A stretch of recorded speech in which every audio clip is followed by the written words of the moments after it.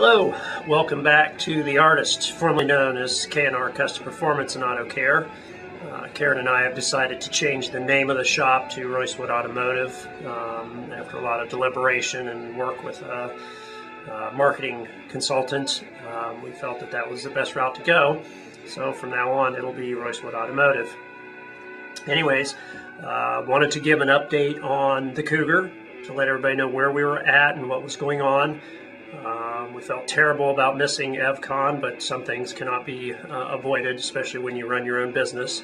So everything works out. We'll be at the next one, and we'll keep our fingers crossed for that.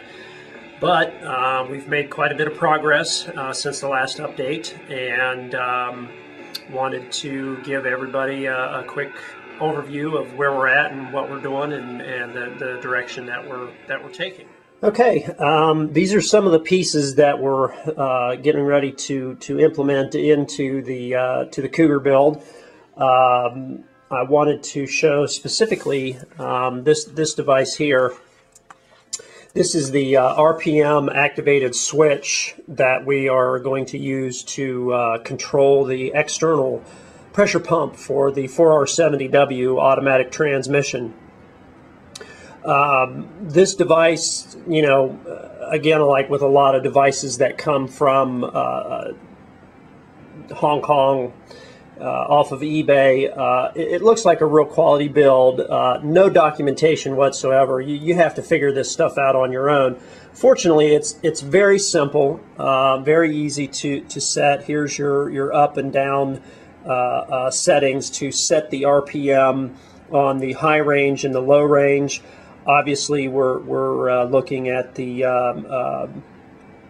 transmission RPM on the input shaft side. When that slows down to about 50 RPM, we've got this set to come on and activate the relay, the low side relay, which is this relay here.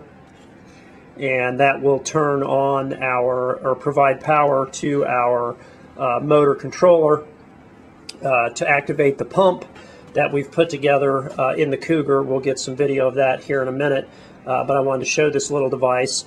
They're very inexpensive on eBay. Again, it took a while for it to get to me, but obviously, stuff coming from overseas does take quite a while.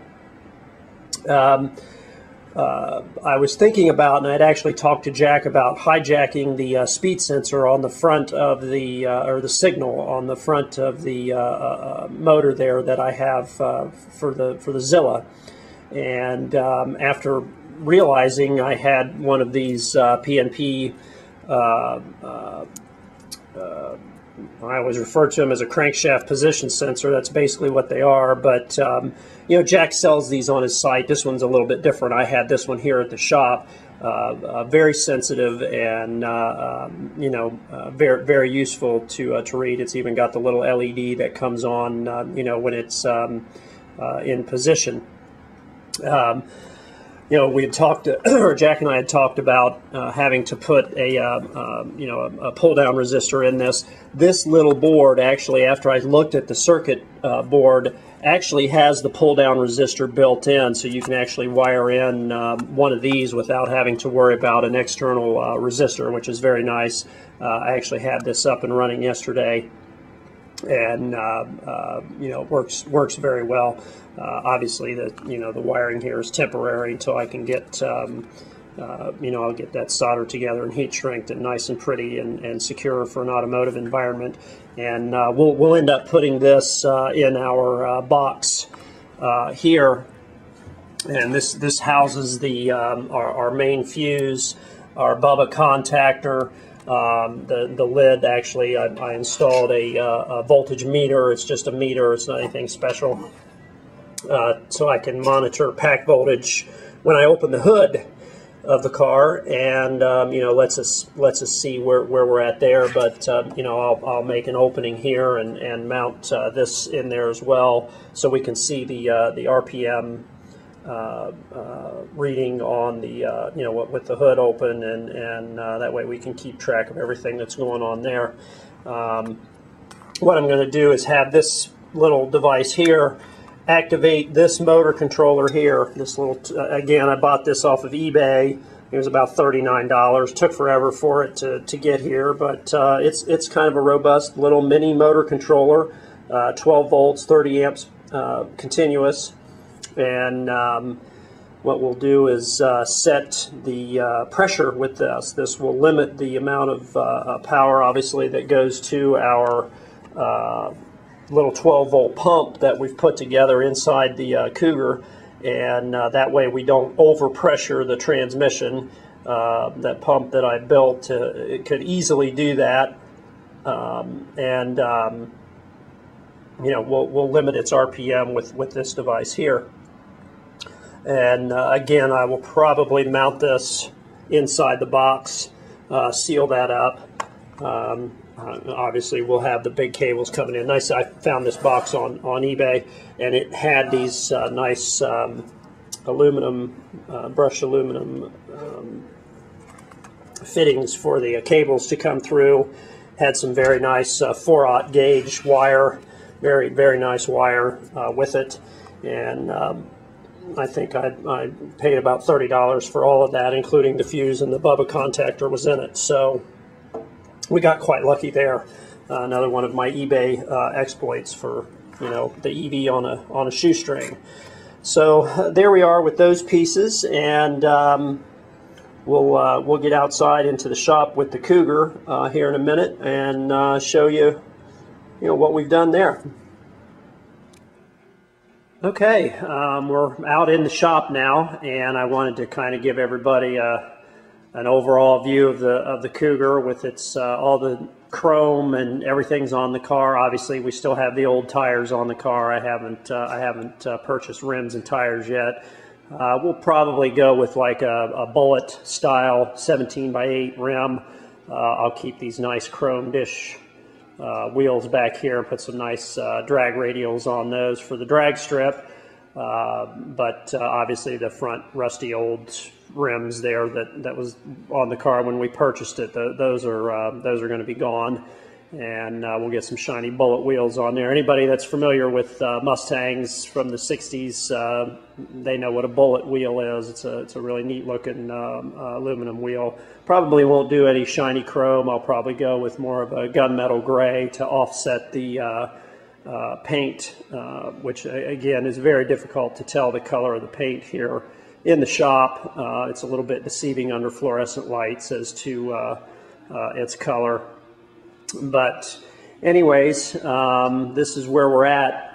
Everything on the body of the car is completely done. The 12-volt system is in. All the lights work. We've got all the badges on the car. Nice new in production trunk cover lid. Always liked that feature. There's our bad cat for the rear, and just wanted to show everybody how that's come out, and give you an overview of that. Obviously, even got the antenna for the radio on the car. Haven't got a radio in it yet. We're working on that. Again, that's not a priority. Priority is to get power to the wheels, which we are very close. We can go ahead and show you the interior of the car. I still haven't put my horn button on, but again, I'm not real concerned about that right now. This is how the interior came out. Try to back up here a little. Obviously, I purchased these seats. Those were not factory for the Cougars, but they bolt in quite easily.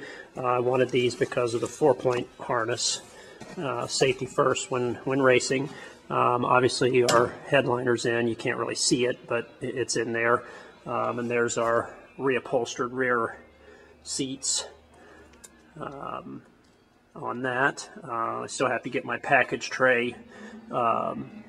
Again, that's not a real priority right now. I'm trying to get power to the wheels. Like I said, we were able to find a brand new dash pad for it, which was very nice because the other one was non-existent. So restored the padding here for the dash. We've got the restored Cougar emblem there. Got our shifter in. Nice shiny chrome, lots of chrome on these old cars. I was very pleased with how easily it was. I was able to adapt this rod style. These had metal rods that connected them to the transmission, and the 4R70W is obviously a cable operated system. It's lighter and much more efficient, but very easy. It took me like 15 minutes to set it up and you know, get that installed in the car. And, went together very well. But all of our, like I say, all of our gauges are in. Go ahead and turn that on. And oh, that was that little red light you saw flash there was for the Zilla check engine light. But these are the gauges. And I went with the electric blue. Kind of like that color. It's very, very cool on the gauges. There's our JLD 404. And then I actually have another gauge here. I'm actually going to hook that gauge up so I can monitor the voltage on the 12 volts.